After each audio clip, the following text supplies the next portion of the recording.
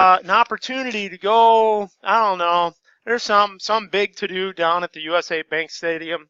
I don't know what it is. But if you're going to choose to be gone because I couldn't imagine why you'd go down there because it's such a long trek, keep in mind that we got to move on because if I skip a day, that means you're taking a test Saturday that week. That's not good. On the 23rd, no one's going to be here. Okay, but because it's a college course, because we got to keep going on, I will have it videotaped, and actually, it already is. It's already done from last year. Okay, which is pretty cool. I was able to reuse something. I like that. So it's really cool. I don't know if you guys were able to see the game. It was really a lot of fun. So I think the next game is just going to be just as much fun. So just make sure that you attend if you can, or stay back, watch the game here. Depending on what's happening. So just make sure you're ready to rock and roll.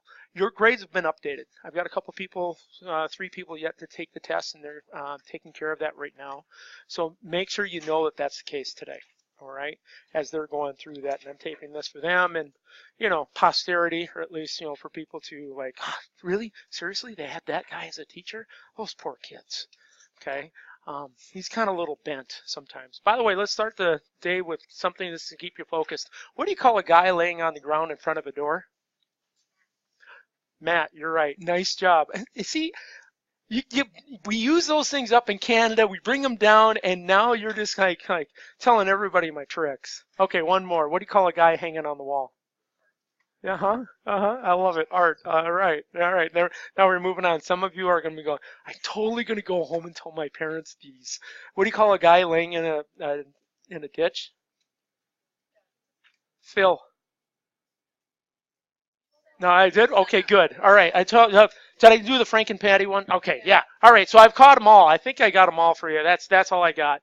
They're never new. Here's the deal. This is what we're doing today. We're looking at quadratic functions. We're looking at vertex form, and in order to find vertex form, we're going to review some stuff. What?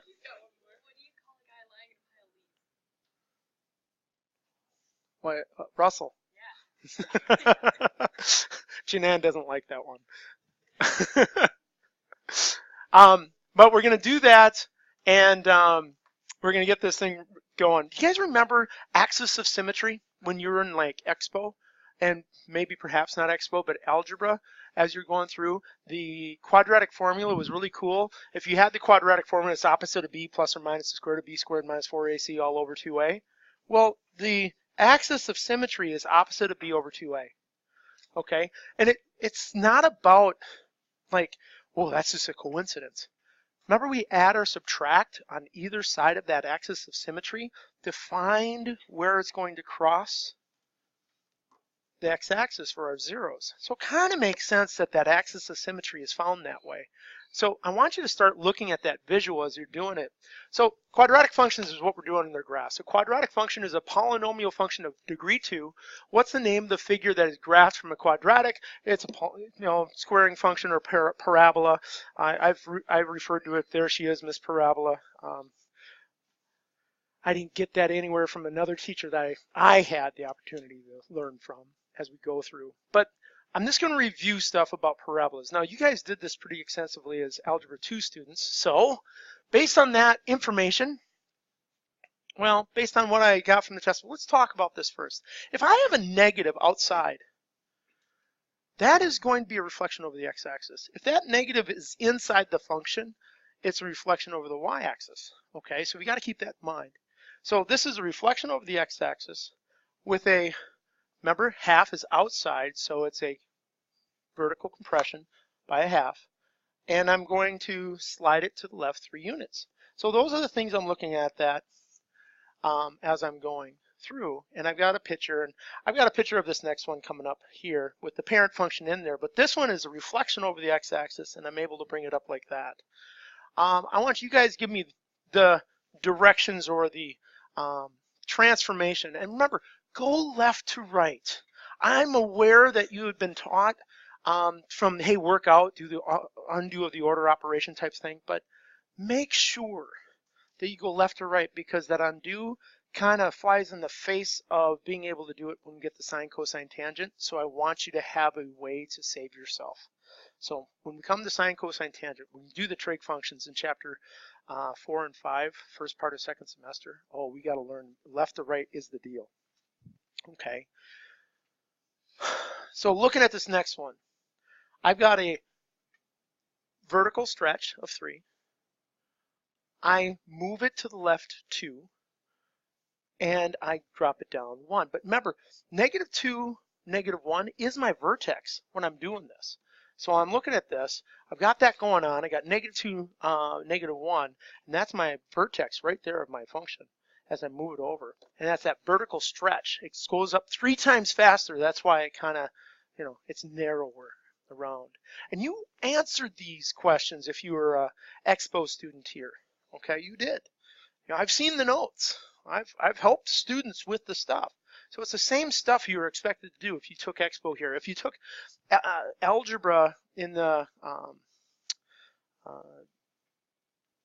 can't even think, in the middle schools, yeah, that's it. I was going to say junior highs. That's how old I am. If you took it in the middle schools, you went over it. You went over it again in Algebra 2, okay, whether you took the middle school or here at the high school. So keep that in mind. It's consistent this way. Are there any questions about what I'm doing with these? Is it shocking revelation at this point? I hope not. But if it is, we got to talk. Now, what about A indicates an upward or downward opening of parabola? It's the fact that it's a sine. And when A is positive, it opens up. When A is negative, it opens down. I did a review of this entire group when I went through prepping my daughter for her last test. I was like, oh, cool. And she had a bunch of answers down. Went, that's not possible. That's not possible. She goes, Dad, how's that possible that you know that? Under 10 seconds of me looking at it. And it's like, because you're finding the y-intercept, and there's no way you put in 0 for everything in that function, and that last constant is not 32. She goes, yeah, but that's what I was told to do. No, you're doing something that looks like it. So pay attention to what's happening. Just because we're doing something, make sure you kind of correct what's happening with it. Okay, it's dangerous just to kind of go through some steps and not be sure what we're finding. So A being positive, A is negative, it opens down. A being positive, it opens up. What's the line of symmetry? Well, it's the axis of symmetry in this one, okay? AX squared, the axis of symmetry, it's all right, AX squared, because, this parabola is an even function. So the axis of symmetry cuts its sucker in half, and boom, you can fold it right on top of each other. Okay, now for a parabola, the line of symmetry is its axis of symmetry.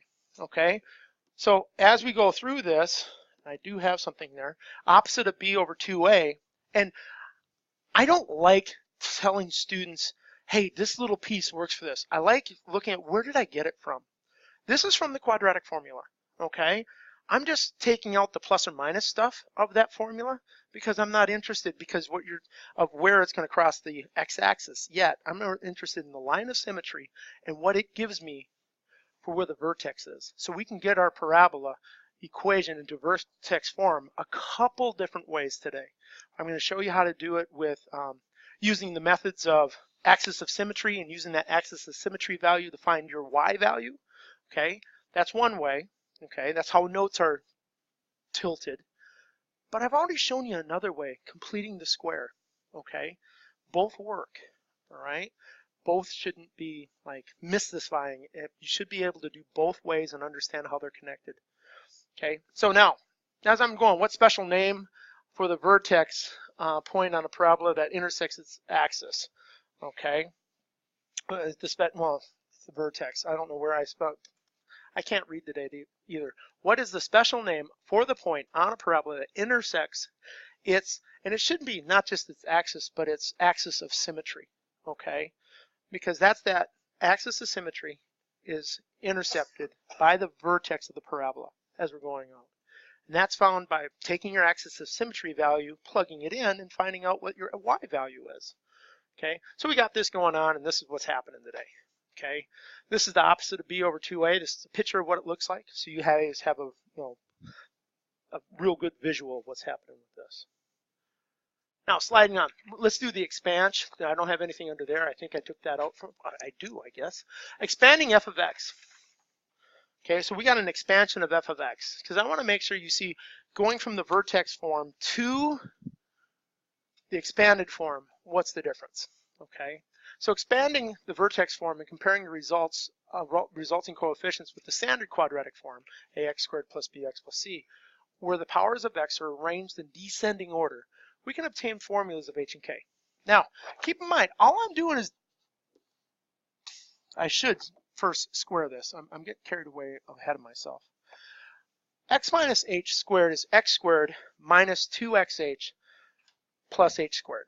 Okay, so that's the first thing I'm going to do. X squared minus 2xh or hx plus h squared. I just did FOIL on that. That's all I did. Some folks look at that, geez, you know, what's the deal? I'm just doing FOIL. Opposite, you know, outsides, you know, first, outside, inside, last as I go through. Now, after I do that, I got to distribute my A. Okay, and just like any good geometry teacher, I'm telling you exactly what I did on my right.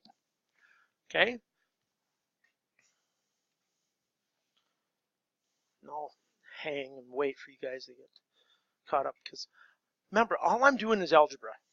This is an algebra proof, really, about where the vertex form, when it goes to the standard form, how do I know the connection of h and k and where that stuff's going?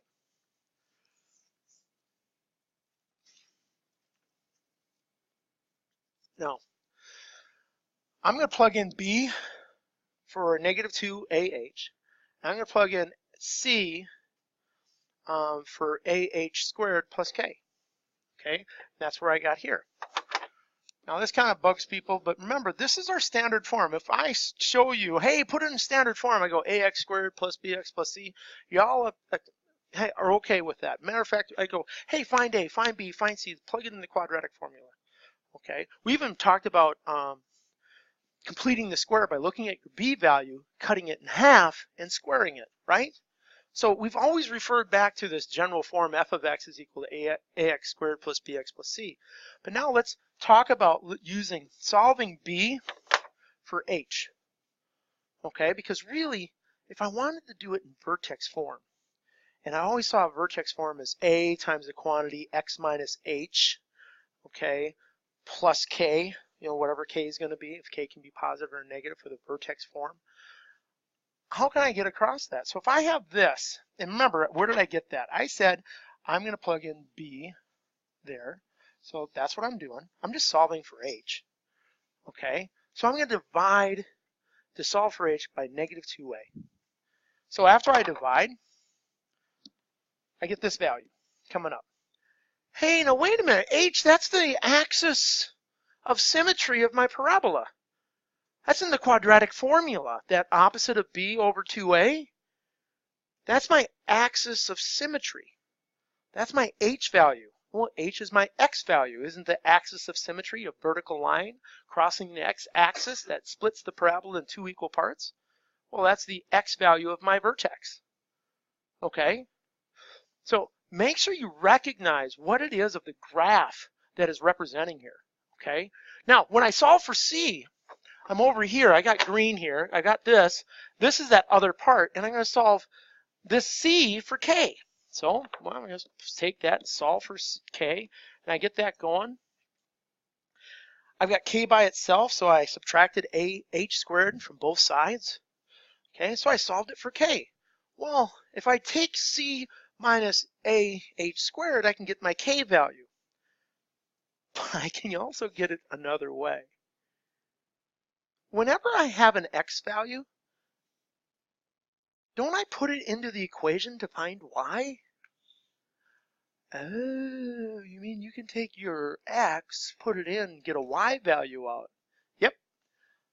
It's the same as this k value. If I know c and a and h, okay, I can find it, but I can find h by just taking my x value, my axis of symmetry, and put it into the original function and find my y, and I have my 2 points that are my vertex, my x and y.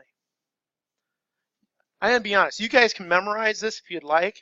I only remember this, and then I plug it back in, unless I absolutely have to do it the other way. Okay? It's cluttered enough up here in my head. I mean, if I put more little tidbit stuff, I like looking at that big picture stuff. Okay, and remember, axis of symmetry is all from the quadratic formula. I just dropped the plus or minus stuff because the plus or minus tells me how far over from each, each other possible zero would be when it crosses the axis. How far away from the axis of symmetry do those exist from? I mean, that's all that plus or minus does. It just takes my axis of symmetry, add stuff or subtract stuff from the axis of symmetry to tell me where it's going to cross the x-axis. Okay. Now, this leads us to the fact that any parabola can be written in the form of f of x equals a times the quantity x minus h, quantity squared plus k. And I know you're like, hey, this is use vertex form, to sketch the function. So we use this to sketch our function. It's easier for us to find a sketch of the function if we have it in vertex form. Okay. Now, I just showed you how this next part, vertex form of quadratic function, comes about. And h is the axis of symmetry, x coordinate of the vertex, okay? X coordinate of the vertex, so h is equal to the opposite of b over 2a. That's a big deal. If I know the x coordinate of the vertex, I can take that x value, plug it in for x in the equation, and find my y value, or more importantly, k. Okay?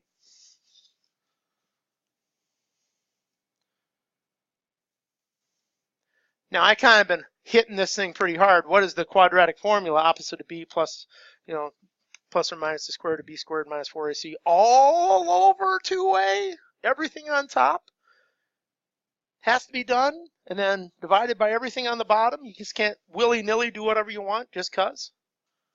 Okay, what's it do? First part ignoring radical is h. Let's find where the graph of the quadratic crosses the x-axis, if it does. Okay, in real number sense, because we found out that there's a possibility for it not to cross the axis at all.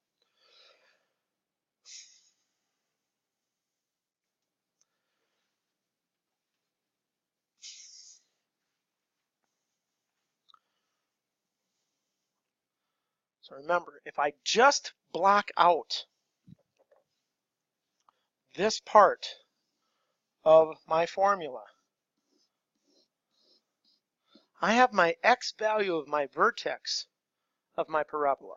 And I just plug it back into the regular formula that I'm working with to find y. Because that's what I do. I plug in x to find y. Okay? So let's keep that in mind as we're going.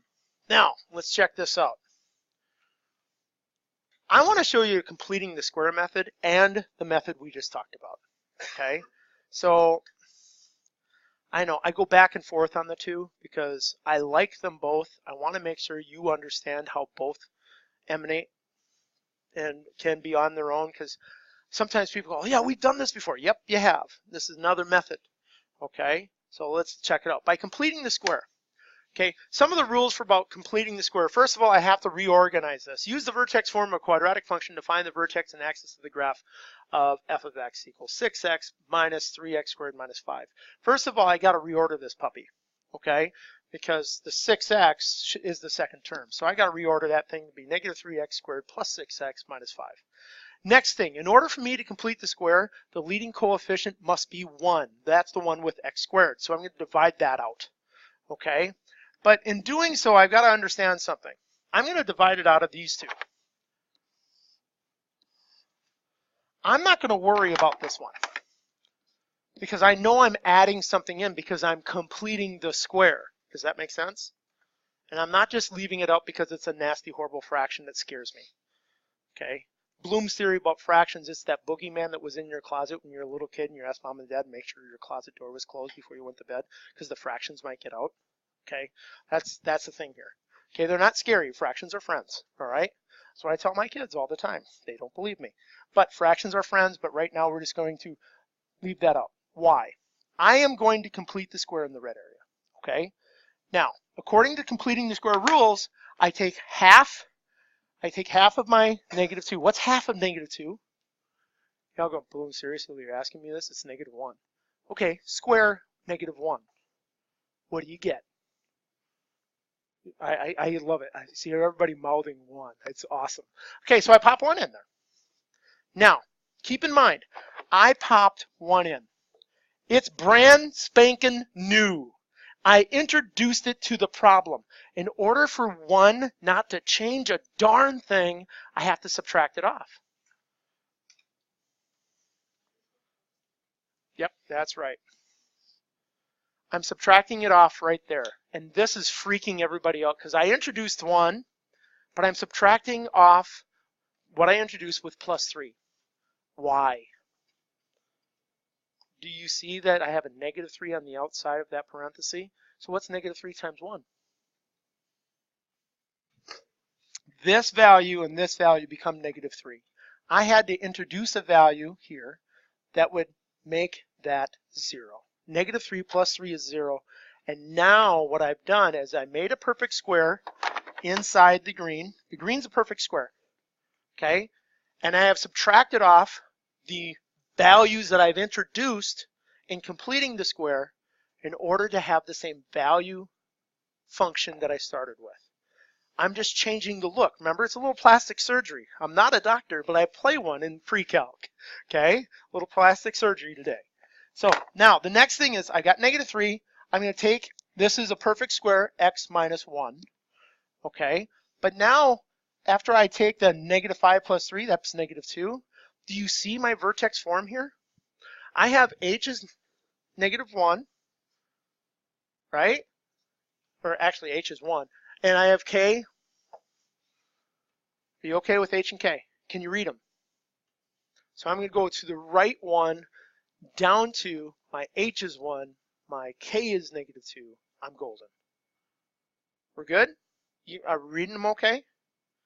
Now, remember, the first part of this notes was all about finding it using the opposite of b over 2a by the method above, okay?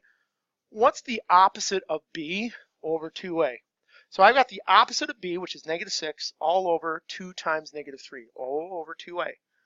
So I'm saying h is 1. Hey, crazy, that's the h we found here. Nutsy. They're like connected somehow, right? Remember, this is 2 ways to do the same thing.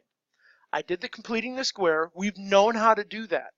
We did the completing the square before the last chapter test. Okay, now we're doing it again, and we will do completing the square often. We'll do it for ellipses, and it'll be fun second semester. But I've got h. Remember what the rule was? If I get h, which is x, I can plug it back into the function. So I'm going to plug that back into the function. I'm going to plug 1 back in. I'm going to find y. Okay, this helps me find my k. My k value is my y value. Okay, so I plug that in and I evaluate, and I get -2. Okay, well, hey, crazy. That's over here too. We did that. Well, we're brainiacs doing this, completing the square thing. Okay, now check it out. I've got my general form of the equation. Okay, my vertex form, the general form you've seen many times before, f of x equals a times the quantity x minus h squared, okay, plus k. Well, I plug it all in. I got my, I'm going to try to underline it the right way. I got my 1, which is h. I got my k, which is -2, and I plop them in. And by the way, I knew a was -3 because my a is masquerading right here. Right at the top, and it's masquerading there. And it's still kind of in the problem, but I just kind of bubble it right through because a was the factor I pulled out when I completed the square. Okay? Are you okay with how the two are related? Okay? Sometimes we teach you methods, and then, well, this is just another one, but I want to make sure you realize how they interface and how they're connected, because, you know, one or the other is fine. They both have their merits as you go through. Okay, any questions? Okay, sliding on. Okay, using algebra to describe the graph of quadratic function, I've got 3x squared plus 12x plus 11. Support your answer graphically. Okay, so I'm going to use algebra. Okay, I'm going to complete the square. I want you to try. I've got you started. I want you to try this completing the square. I want you to know both. So leave some room the way I have, because I'm going to have you do the other method as well. Okay, knowing both methods is a good thing. Okay, you're completing the square on this one. Half of 4, square it. Okay, remember, leaves yourself some room.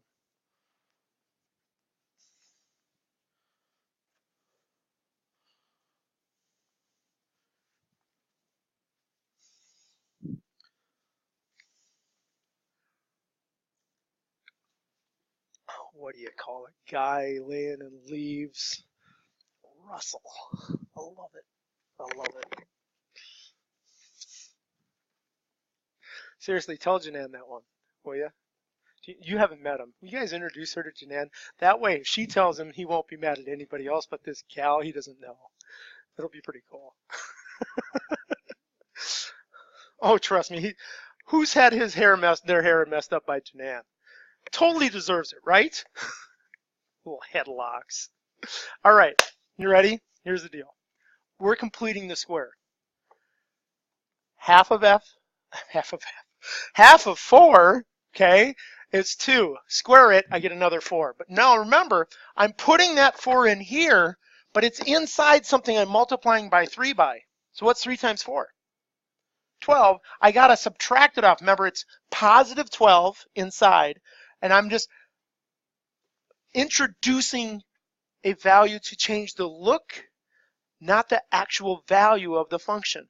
So the value has to remain the same. That's why it's got to be an offset of 0. So I introduced the 12, I got to subtract off 12. Okay? Once I understand that, this is golden because I've got my A is 3. By the way, not all A's are 3, just in the 2 example problems I grabbed, it happens to be, okay? But I'm going to find my perfect square, which is x plus 2. These last 2 that make my k, their difference is -1, and that's where my k comes from. So I have my h, which is -2, my k, which is -1, and I'm golden. I've got my vertex. It's in vertex form. Okay, you can talk to me about what it looks like, and you can tell me, hey, it's got a vertical stretch of 3, by a factor of 3. It's going to move left 2 units, can move down 1, right? Now, what we learned today, doing it this way, opposite of b over 2a. Okay, I am finding the axis of symmetry. When I find h is the opposite of b over 2a, it is the axis of symmetry. It is also the x value of the vertex. And remember, the 2 things I'm doing, both will achieve the same answer.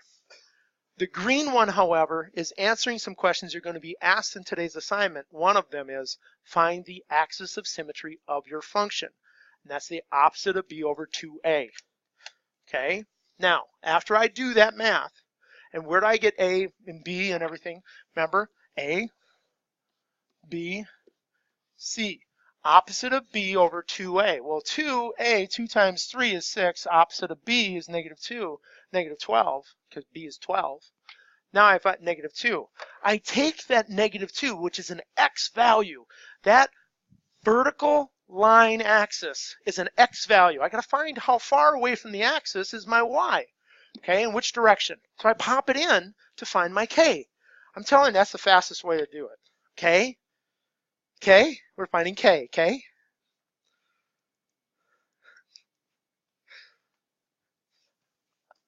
-4, 12, -24, -12, 11. Hey, we got a -1. Hey, cool. Totally going to work.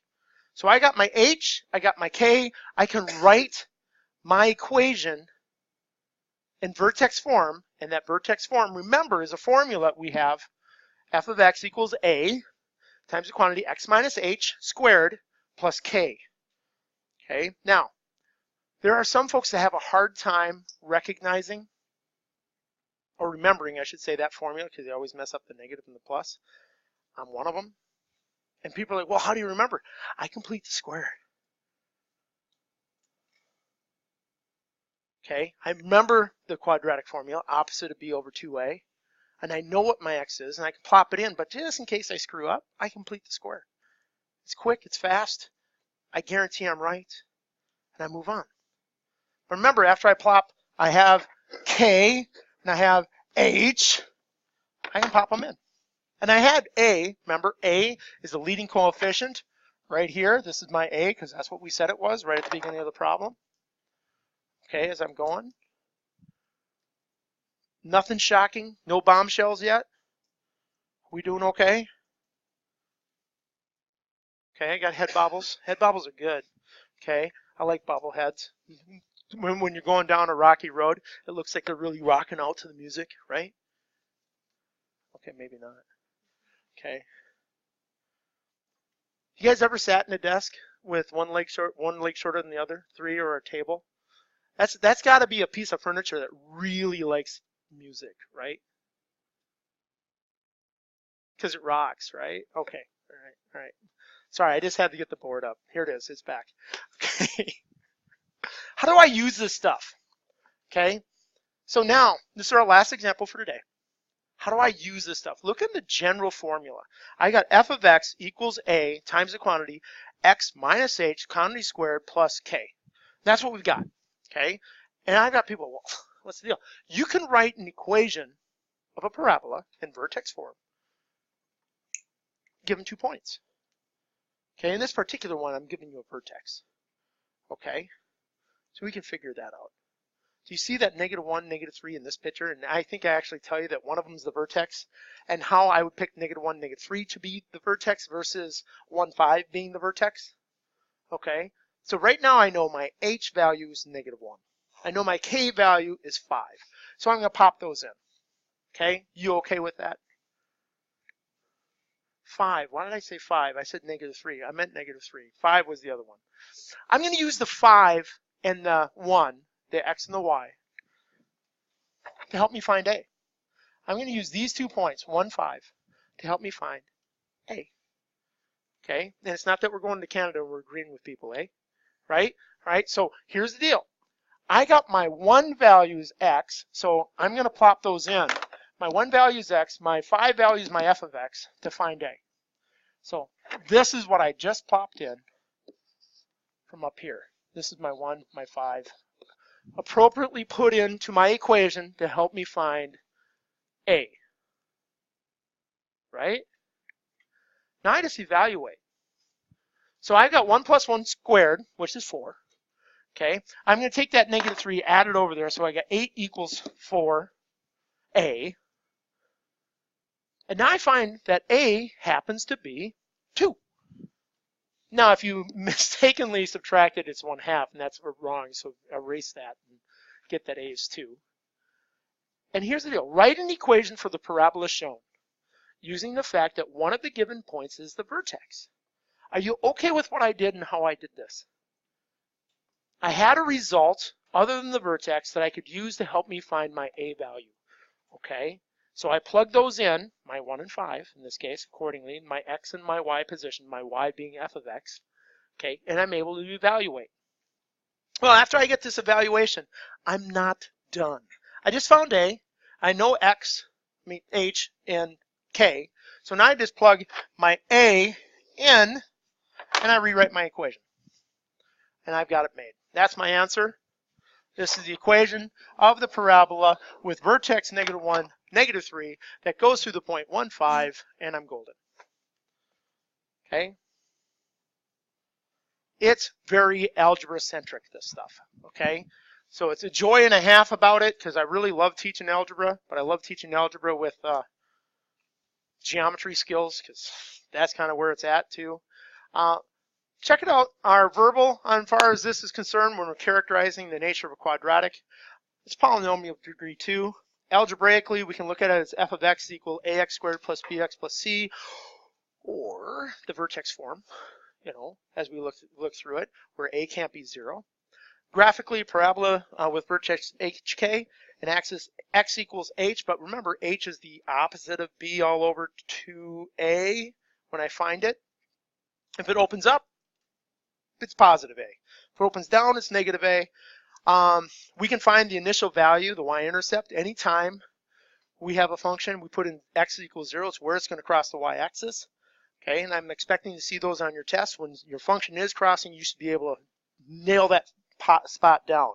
Okay, know what that is. And then we also talked about the x-intercepts, which is the quadratic formula. Plus or minus on either side of the axis of symmetry of your parabola. Okay, now it's not just a number, it actually describes what you're doing when you find it, right? You find your axis of symmetry, you're going to add something and subtract something to the left and its right to find where it crosses the axis if it does. Okay, now that's it, that's what I got from notes. So let's get to your assignment. Maybe that's day 3. We're going to get to your assignment. Oh, I hate it when I go over that. Day 1, day 2, 2-1, day 2 is right here, and we got day 3 for tomorrow. Okay. For those folks over the weekend that tagged me, I apologize. Sometimes I think I set something up and I didn't open it to you guys. I apologize for that. Thank you for the emails. I think I sent them all back. If I did not send you back an email with the assignment and then telling you it was open, I apologize that I did not catch your email. Okay, but that's what we've got. That's where we're going. Remember this week, Friday's notes are already posted. Okay, and that's 2-3 day 2. I don't have 2-3 day 1 yet, and 2-1 day 3 is going to be taped tomorrow as well. Okay, thanks for your time, you guys.